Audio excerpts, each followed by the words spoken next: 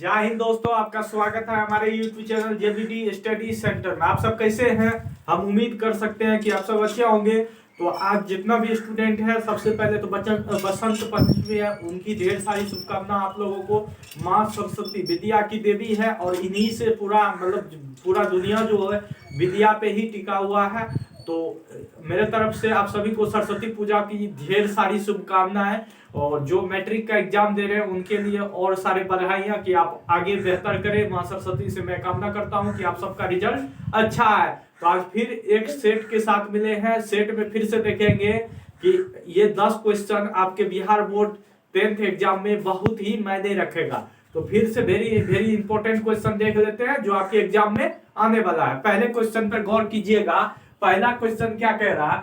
प्राणियों के शरीर में जल की मात्रा कितनी होती है? देखिए, वैसे एक्यूरेट हम बताएं तो 80% होता है, लेकिन आप लोग जब अपने एग्जाम दे रहे हैं, जब आप लोग अपने परीक्षा दे रहे हैं, तो उसमें 80% ऑप्शन नहीं रहता। उसमें रहता है 50%, 40%, 60% और 60 से एबव। तो इस टाइप का ऑप्शन रहता है। तो याद रखना, प्राणियों के शरीर में जो है, इसमें जो है 65% से 80% तक जल रह सकता है। याद रखना है 65, यानी कि 60 के बाद और 80 के बीच में किसी भी प्राणी, चाहे किसी भी लिविंग थिंग्स में इतना पानी रहता है। याद रखना है। तो 65 से 80% के बीच पानी रह सकता है किसी भी प्राणी के शरीर में। दूसरा क्वेश्चन पर गौर कीजिएगा। 1 टन इस्पात बनाने के लिए कितना मैग्नीज लगता है? आपको बोल रहा है, यानी कि 1 टन, यानी कि 10,000 किलो इस्पात यानी कि लोहा बनाने के लिए कितना मैग्नीज उसमें मिलाया जाता है। ऐसा नहीं कि लोहा बना लिए तो उसमें सिर्फ लोहा ही रहेगा, उसमें दूसरा भी मटेरियल यानी कि उसमें दूसरा भी एलिमेंट तत्व मिलाया जाता है। तो याद रखना है 1 टन बनाने में कितना मैग्नीज लगता है उसमें। तो याद रखना है 1 टन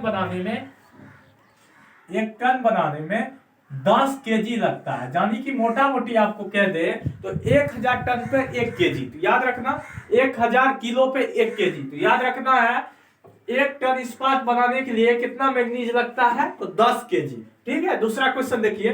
पायरस किस प्रकार की खनिज है? आपसे सीधा ये पूछ रहा है कि पायरस एक खनिज है, वो धात्विक है या अधात्विक है? तो धात्विक वो पदार्थ होता है जिसे खींच के हम लंबा कर सकते हैं, जिसमें अपनी चमक होती है, बहुत वो पतला होता है, उसमें मतलब वो चमकता है, ये सब रहते हैं।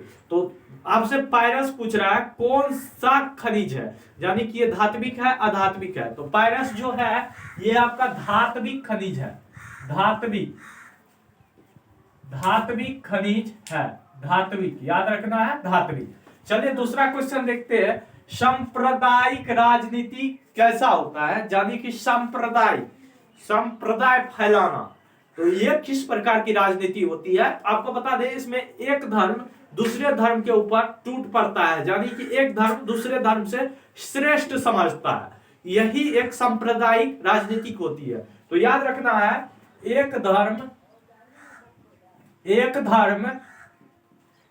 दूसरे से श्रेष्ठ समझता है, दूसरे धर्म से श्रेष्ठ समझता है, श्रेष्ठ समझाता है। याद रहेगा, यानी कि एक धर्म अपने से दूसरे धर्म को चाहता है कि दबा दे और हम ऊपर रहे, यानी कि दूसरा धर्म चाहता है कि हम सबसे ऊपर रहे। तो इस तरह से सांप्रदायिक राजनीति एक धर्म को दूसरे धर्म से लड़ाने पर डिपेंड करता है। अगला क्वेश्चन देखिए।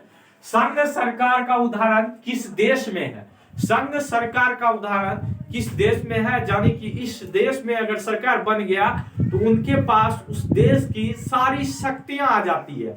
जिस प्रकार भारत में अगर सरकार बनती है तो उसके पास सेना की शक्ति नहीं होती है, सेना की शक्ति राष्ट्रपति के पास होता है।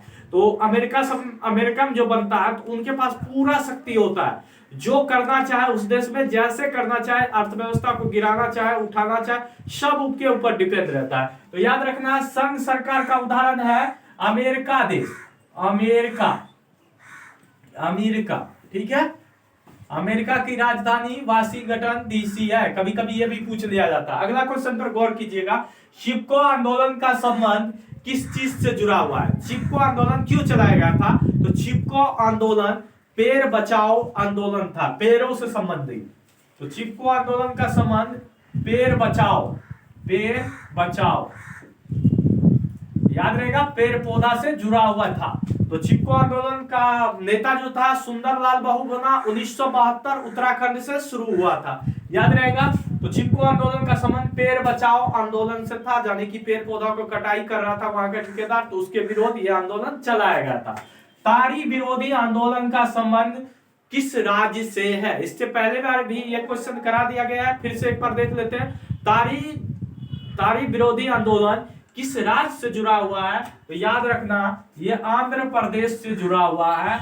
आंध्र प्रदेश, जिसको हम लोग आंध्रा बोलते हैं, आंध्र प्रदेश से जुड़ा हुआ है। ये आंदोलन 1970 से लेकर 1980 के बीच में चला था। अगला क्वेश्चन देखिए, मिश्रित अर्थव्यवस्था का उदाहरण कौन सा देश में है?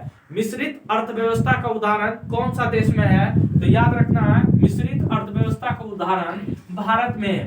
भारत में आपका सेवा क्षेत्र, कृषि क्षेत्र और जितना भी क्षेत्र आता है, औद्योगिक क्षेत्र, सबको मिला के एक ही बजट पेश किया जाता है, इसलिए यहाँ का मिश्रित अर्थव्यवस्था। ऐसा नहीं है कि सेवा क्षेत्र में जैसे मोबाइल कंपनियां, टीवी सब जो हुआ इसमें काम करता है तो उसका पैसा अलग अलग रखा जाएगा, या किसान जो खेती करके पैसा कमाता है उसका अलग रखा जाएगा, ऐसा नहीं है। सबको मिला के एक देश के प्रति जो बजट पेश किया जाता है वो एक साथ किया जाता है। तो याद रखना मिश्रित अर्थव्यवस्था का उदाहरण है भारत में। दूसरा क्वेश्चन देखिए, शेयर बाजार का नियामक संस्था है, यानी कि भारत में शेयर बाजार का नियामक संस्था है वो है सेबी। सेबी याद रखना, इसका मुख्यालय मुंबई में है। सेबी भारत की वित्तीय राजधानी, यानी कि भारत की वित्तीय राजधानी जहां से पैसा वैसा निकलता है, वित्तीय यानी कि जहां ज्यादा ट्रांजिशन होता है उस जगह का नाम बताना है। तो भारत की वित्तीय राजधानी मुंबई है, मुंबई। यही देखिएगा जितना भी बड़ा बड़ा बैंक होता है, चाहे आरबीआई हो, सेबी हो, चाहे एसबीआई हो, बड़ा बड़ा बैंक, बड़ा बड़ा कंपनी मुंबई में ही स्थित है, और इनका मेन ब्रांच जिसको हेड ऑफिस बोला जाता है वो मुंबई में ही है। तो याद रखना है भारत का वित्तीय राजधानी मुंबई को कहा जाता है। फिर से एक बार रिवीजन कर लेते हैं। देखिए, प्राणियों के शरीर में जल की मात्रा कितनी होती है? 65 से 80%। 1 टन इस्पात बनाने के लिए कितना मैग्नीज लगता है? 10 केजी। पायरस किस प्रकार की खनिज है? धात्विक खनिज है। सांप्रदायिक राजनीति, एक धर्म दूसरे से श्रेष्ठ समझता है। संघ सरकार का उदाहरण किस देश में है? अमेरिका में है। चिपको आंदोलन का संबंध किस चीज से था? तो पेड़ बचाओ आंदोलन था। तारी विरोधी आंदोलन का संबंध आंध्र प्रदेश से था। मिश्रित अर्थव्यवस्था है भारत में। शेयर बाजार का नियामक संस्था है सेबी। भारत की वित्तीय राजधानी कहलाती है मुंबई। ये वन लाइनर क्वेश्चन है, इसे हम शॉर्ट तरीके से दिखाया करते हैं। इसमें लॉन्ग क्वेश्चन भी आ सकता है, बस मीनिंग आपको समझना है कि पूछ क्या रहा, उस आधार पे हम करा रहे हैं। इससे आप सुंदर सा नोट बना लीजिएगा, और यकीन मानिए आपके एग्जाम में 100% गारंटी है कि इस टाइप का क्वेश्चन आएगा, क्योंकि हम पूरा एनालिसिस किए हुए हैं। तो दोस्तों, मेरा वीडियो कैसा लगा? अगर अच्छा लगता है तो हमारे चैनल को लाइक करें, सब्सक्राइब करें, कमेंट जरूर करें। जय हिंद।